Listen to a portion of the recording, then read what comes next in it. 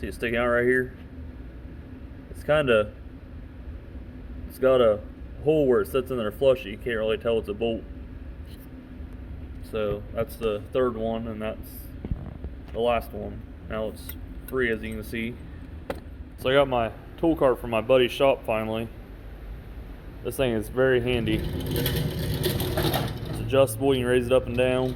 And it slides right underneath the car. So you got a nice little work area. I put this, it's a kind of like a pool noodle, but it's for hot water tanks. They're the pipes. This way I don't scratch the bumpers or fender or wherever it's up against. Right there's how you adjust it. It actually goes up pretty high. And I also got an engine stand, so this way I can tear the engine apart a little better. So I'm gonna go ahead and get this put together. It's the 2,000 pound one, Harbor Freight. I like how it folds up. It's like my cherry picker here. The legs fold up on that too.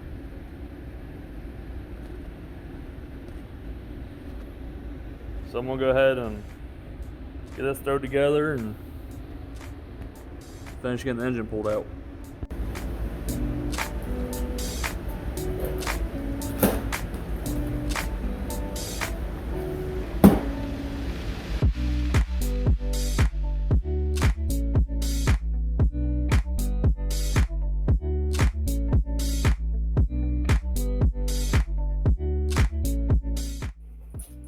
So this is pretty cool right here.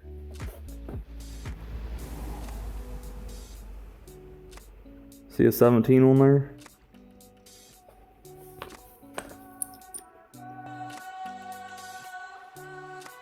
This one has a 14 stamped on it.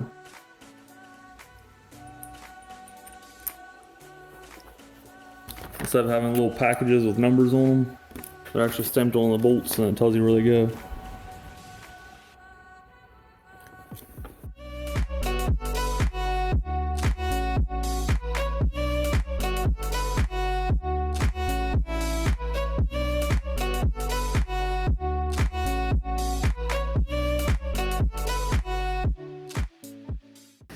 Alright, got it all put together. A couple things I don't really like is I was tightening these bolts up and I didn't really feel like it was getting tight, but as you can tell I started caving the side of the tube in. So that's not a very good design. It's probably not very thick. Nice, doesn't look too bad. Maybe I just used too big of a ratchet, I don't know. The nuts on these bolts right here are the same size as the bolt head. I use 7/8 and 13/16 I do believe. So yeah, these nuts are 13/16. Then the heads of the bolts are all 7/8. Then these bolts are 7/8 on both sides, so I just used a metric socket for down here on the bottom. The only thing I didn't do is tighten these up because of course you got to adjust it to whatever engine you're using it on. Okay, and there's with the legs folded down.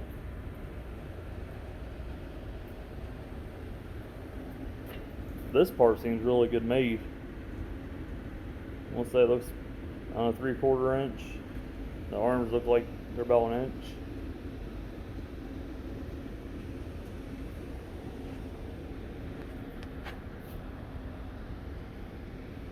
One thing I don't know if I like or not. As of right now, I don't like it. The front wheels ain't casters, so they don't turn. So you gotta swing the back end of it around rather than the front. That seems real okay with no weight on it. But overall, it's a lot better than their cheap $65 one. This one was $130, I think. I think it's well worth it. So next thing we'll move on to is disconnecting the fuel line. So as you can see, there's a gas symbol. There's a metal clip you gotta take off. I think it's just for safety. This way it don't blow off. It kind of hooks up under. So take the top part of it off first and then just push it down and it comes right out. Then in order to get your gas line off, you need a special tool. There's all different kinds of them. Here's 3 of them. These ones are cheap ones from like AutoZone. They don't go very deep. These ones are Craftsman ones. They're plastic. They're a little nicer. A little more to grab a hold of. Then there's these ones I got from Harbor Freight. They're aluminum.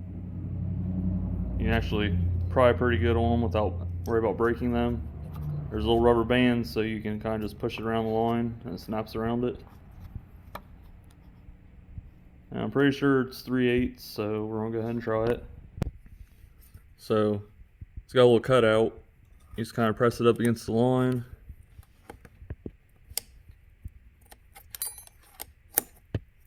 It snaps around it. Press it down the line a little bit and then pop it up in. Now, first thing you want to do, I should probably start it here. Relieve any pressure in the fuel system.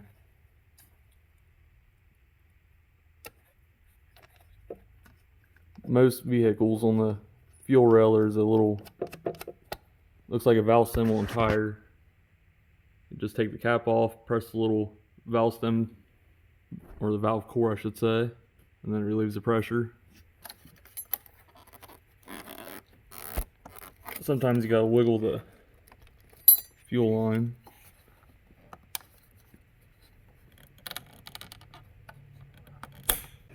Okay, so this clip right here,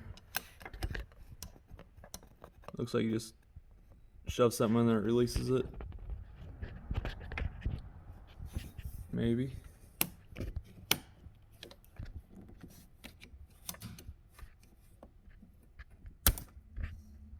There it goes.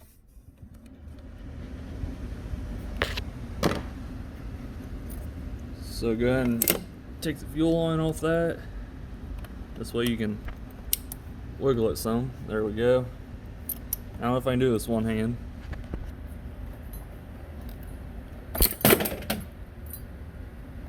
Well, I did, but I lost my flashlight in the process.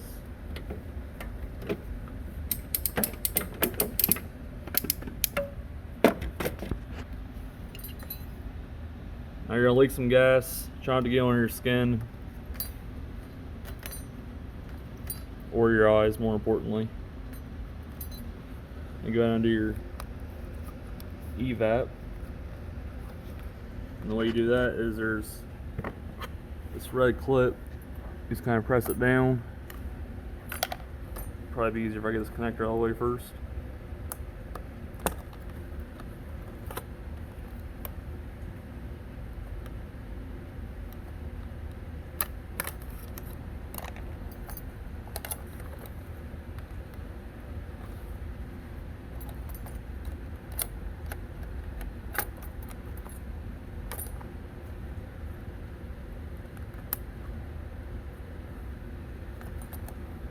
And then you just pull it off. Then try not to bend this line too much. It's hard plastic. It probably will break or it will kink.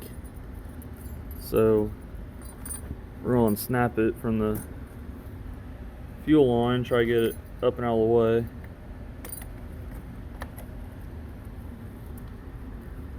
There ain't no good place to put it really.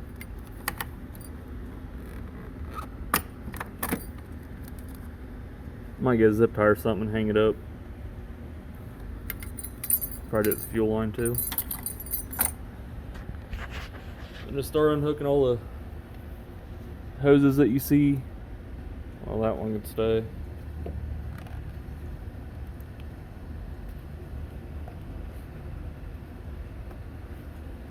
I'm gonna go ahead and put you guys on the tripod and I'll do a little time lapse and then I did a recap on everything towards the end.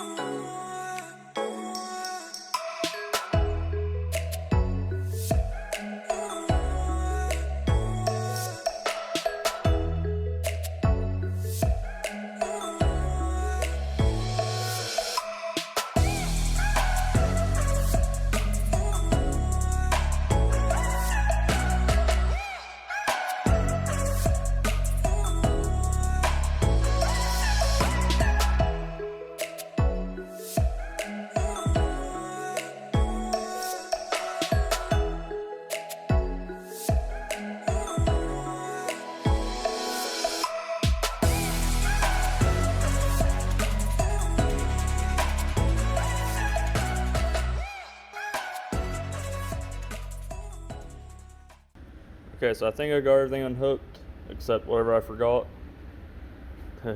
I'm sure that I forgot something. Couple things I want to point out. The injectors are a pain. The clips look kind of like these right here. This metal clip right here actually looks just like this one. So you gotta pull it back and it releases the little ears there. So you pull the clip this way, and the clips are pointing towards the head, and you barely got any room whatsoever to release them. Or actually, if you use the clips right, like I haven't been, I forgot you just push these ones and it releases. So that would have been a lot easier. Just use some needle nose pliers, I imagine, reach down there and release them, pull them up. That's what I would do if I were to do this again and do it the right way. Another thing you don't want to do is leave tools and stuff like around the engine bay. For one, you can lose stuff. Two, you could drop stuff down in the spark plug holes.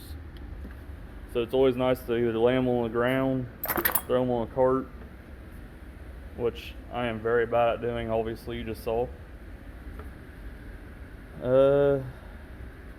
This little plastic line that goes to the turbo is not coming off down there very easy, and I do not want to break it. So I imagine this goes to the bottom side of the intake, but I'm just going to worry about that after the engine's out. Now, you can unhook the wiring harness from the computer here and just leave the connectors connected on the engine. But the reason why I didn't do that is there's a couple connectors that go down to the transmission that I don't want to mess with. And the wires obviously got to be unhooked eventually anyway, so I just went ahead and did it and threw them in the battery tray, got them out of the way. Then I had to remove the coolant jacket here. One line goes up to the heater core, one goes to this, and one goes to the coolant reservoir. I had to remove that in order to get down to the bell housing bolts. One's right there, one's right there, and one's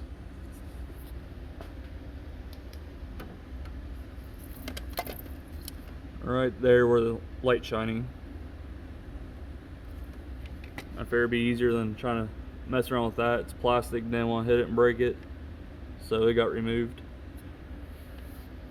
The oil filter housing, there's a sensor here. I imagine it might be for the oil temperature. The wire for that actually goes over toward the transmission, so make sure you guys unplug that. It looked like it'd be easy to forget. Then this bell housing bolt, I don't know if I can shine the light in point, right here where my finger is, that's a bell housing bolt, and right here is the transmission bracket. So as you can see, the bracket is blocking the bolt. Bracket, bolt, bracket, bolt. Ain't gonna work. So I have to unbolt the transmission mount, which I thought I could just keep in there, just to get one bolt out. I don't know why GM couldn't turn the bolt around where it unthreads this way.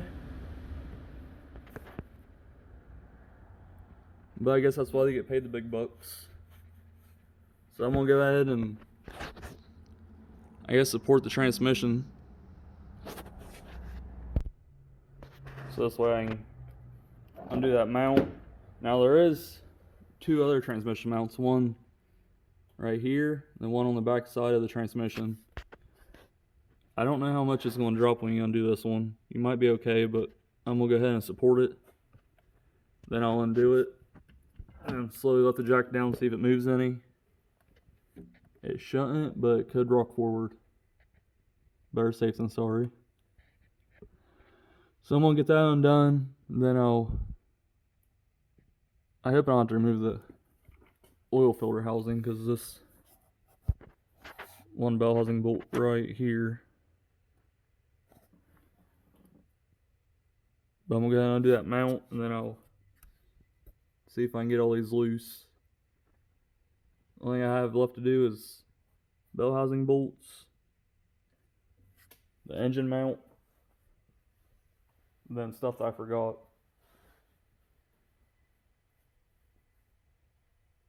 So I'll get back with you guys when I get all that done.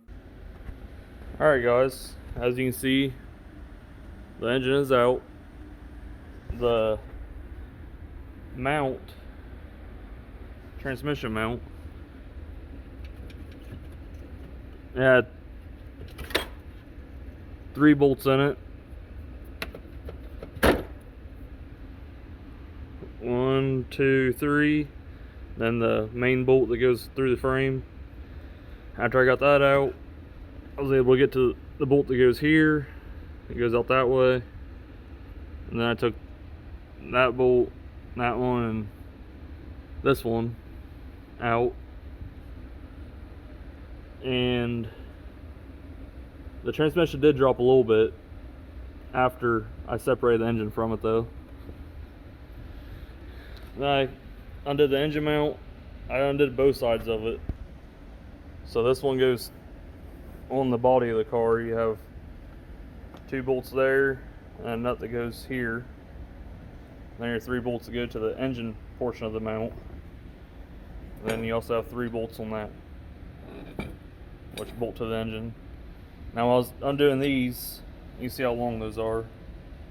I raised the engine up quite a bit with the engine hoist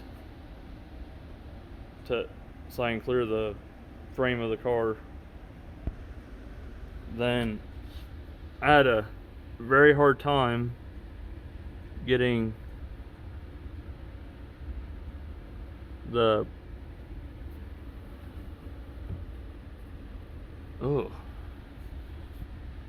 I got transmission fluid leaking out of my axle there.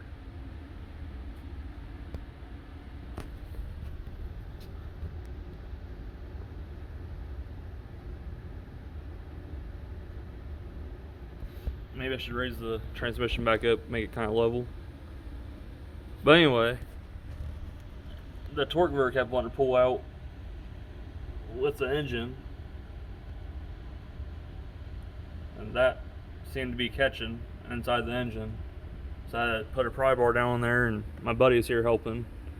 As I was wiggling it, he was prying it apart. Then we put a pry bar on both sides of it to kind of get it to work free.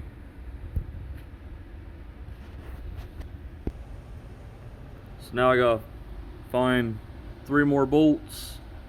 I bolt up my adapter for the engine stand.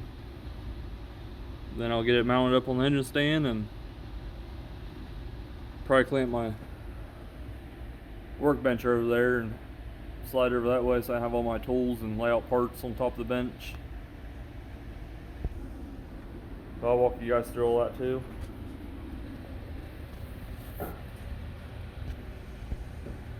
You can see where the engine mount bolts. One there, and then one over here on this side. But that's everything to get it out. Wasn't terrible. I'll get back with you guys when I go rip it apart. Alright, so I'm in the process of trying to put the brackets on for the engine stand. But first I went to this hole and this hole. As you can see, they got the little alignment pins. Well, I ended up messing those up. You can kind of see a little bit better on that one. But I can't get them out. I can get them to turn, but I can't get them to pull out. So I'm going to go up to these holes, and the oil filter housing is in the way. So I started to remove that. There's a couple of these E-bolts. There. Then there's one back in here. Then there was also an oil line that goes from here back behind the turbo, and then to the top of the turbo. It's a steel line. I had a little E-bolt went right here and held it in. There's a bolt here that holds these lines down.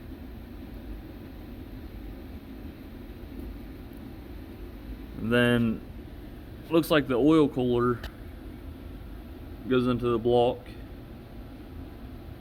and this other line right here goes to the back side of the turbo.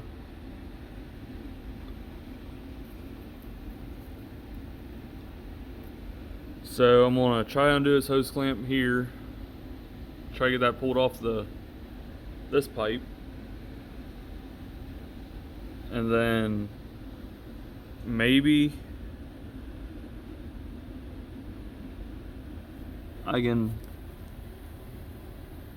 don't know. I might have to remove the turbo before I can even get this off.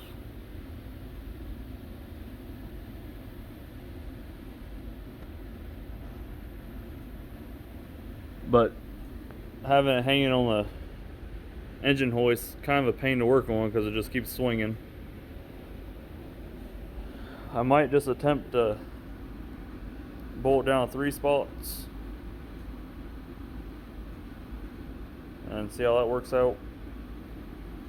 And after I get it on the stand, I'll get this removed and get the other one put on there.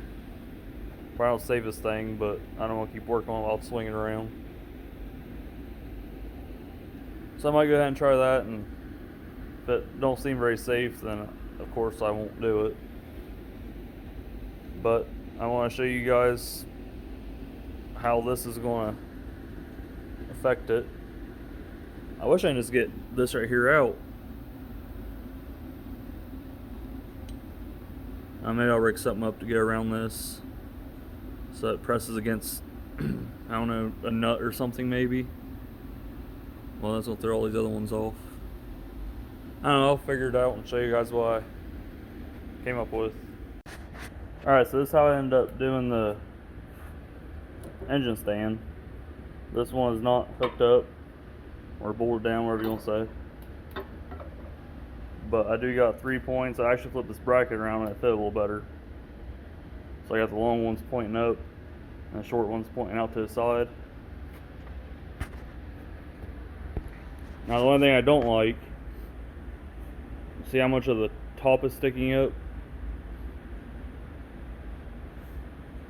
Now that means if I go to rotate it, it's going to be very top heavy.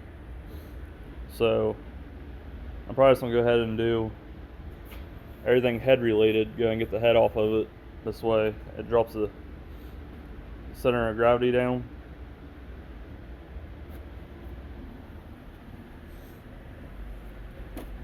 So all this over here is going to be stripped down. Timing's going to be removed.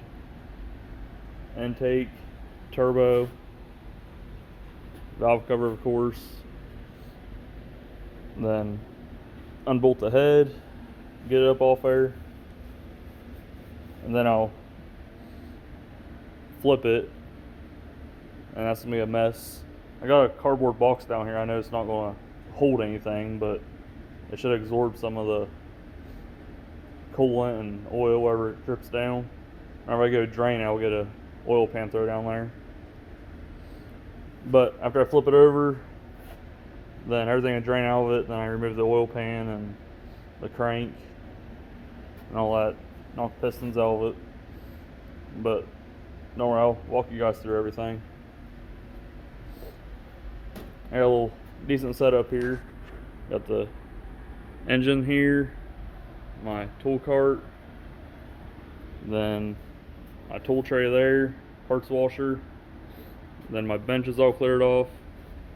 I got masking tape so I can label everything when I go lay the pistons out, and I can number them.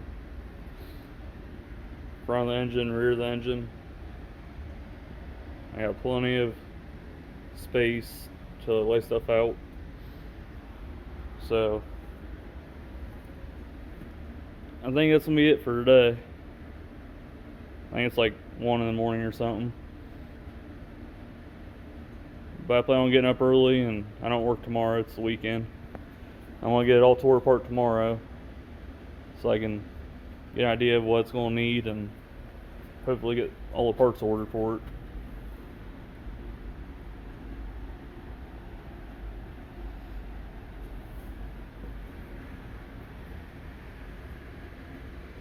Give you guys a look at it real quick. And so this way, if I get confused about where something goes, I also have a reference. I was definitely leaking a bunch of oil. The backside's pretty clean, but the front side is terrible.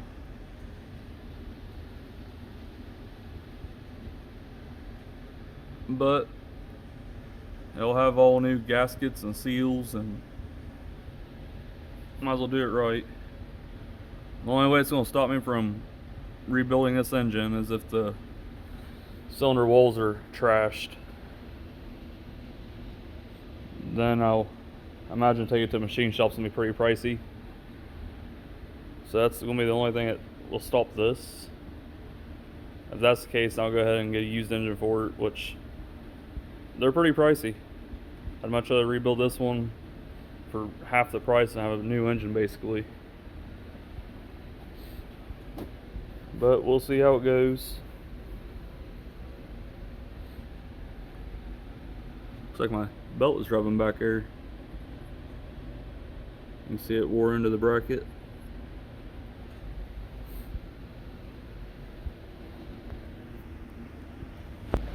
Alright guys, so that's going to wrap up this video.